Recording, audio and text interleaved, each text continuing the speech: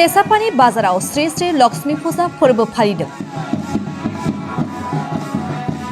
क'क्राझार जिल्ला पर्बतजरा महकुमानि सिङाव थानाय दै गुसु सेसापानी बाजाराव सानथामनि हाबाफारिजों श्री श्री लक्ष्मी फुजा फोरबोखौ कमिटिनि आफादगिरि मोगथां स्वर्गियारि आरो नेहाथारि जोंखां ब्रह्मनि दैदेननायाव गाजा गोमजायै खुंदों।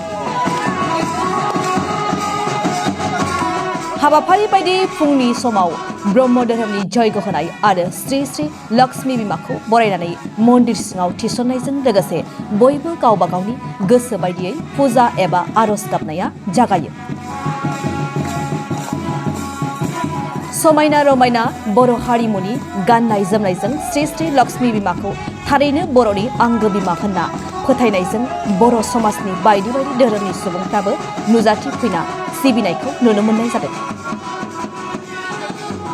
दय फुङाव जोङो जौगाहुथि होदों आरो जौगाहोखांनायनि उनाव जोङो आइ बिमा लोक्षिखौ जों सारियालिनिफ्राय लांनानै बरायनानै लाबोदों आरो बेखौ जों सानथामनि हाबाफारि लानानै खालामनाय जादों। दिनैहाय 17, 16, 17, 18 सानथामनि हाबाफारि लानानै जों बे आइ बिमा लोक्षिखौ फुजिगोन आरो बेसेबां खेब जाखो नोंथांमोना बे फोरबो 2005 मायथाइनिफ्राय जों फालिगासिनो दं। बै समाव जोंनावहाय मन्दिर गैयामोन, जौगाहुथि होनानै होबाय थादोंमोन। बे समाव जोङो मन्दिर थाखांनायनि उनाव जों दा मन्दिराव मुर्ति बिमाखौ लानानै फुजा होबाय थादों आरो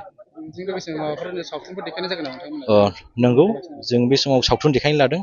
सानथामनि हाबाफारि लानानै दिनैहाय दङ बर' गाब गैयै जायख्लं आरो गाबोनहाय जाहैगोन बर'नि थै।